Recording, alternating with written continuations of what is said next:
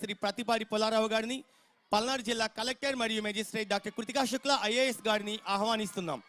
అలానే commissioner PR and RD department M Krishnateja IAS, అలానే director intermediate education department P Ranjith Basha IAS గారిని, విద్యార్థులు Guruswamy, Jasmine, ఆహ్వానించబడిన parents S Rajeshwari, Y Venkateshwari Kumar.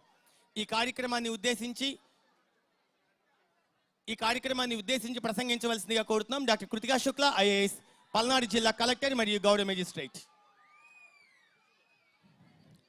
Palnadu జిల్లాలో నిర్వహిస్తున్న మెగా పేరెంట్ టీచర్ మీటింగ్ కార్యక్రమానికి ముఖ్య అతిథిగా విచ్చేసిన గౌరవ రాష్ట్ర ఉప ముఖ్యమంత్రి శ్రీ పవన్ కళ్యాణ్ గారికి జిల్లా ప్రజల అధికార యంత్రాంగం తరఫున నా హృదయపూర్వక స్వాగతం తెలుపుతున్నాను.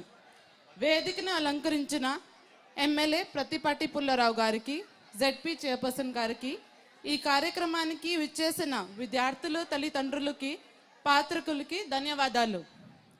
ఈరోజు పల్నాడు జిల్లాలోనే 1215 ప్రాథమిక పాఠశాలలు, 54 అప్పర్ ప్రైమరీ పాఠశాలలు, 298 హై స్కూల్స్, 9 జూనియర్ కళాశాలలు కలిపి మొత్తం 1567 విద్యాలయాల్లో ఉత్సాహంగా మెగా పేరెంట్ టీచర్ మీటింగ్ నిర్వహిస్తున్నాం సార్. 1,44,672 మంది విద్యార్థులు మరియు వారి తల్లిదండ్రులు ఈ కార్యక్రమంలో పాల్గొన్నారు.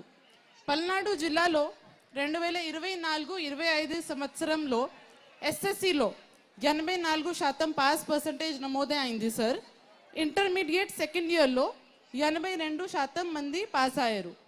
2025-26 విద్యా సంవత్సరంలో మెరుగైన ఫలితాలు సాధించేందుకు అనేక చర్యలు తీసుకుంటున్నాం సార్.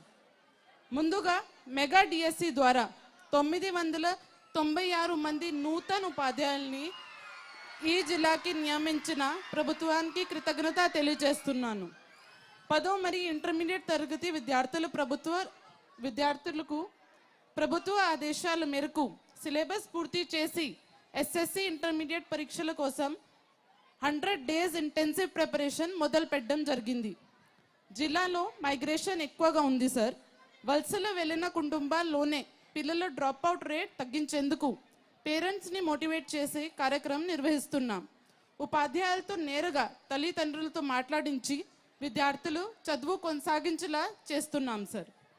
జిల్లాలో FLN ప్రగతి అనే వినూత్న కార్యక్రమం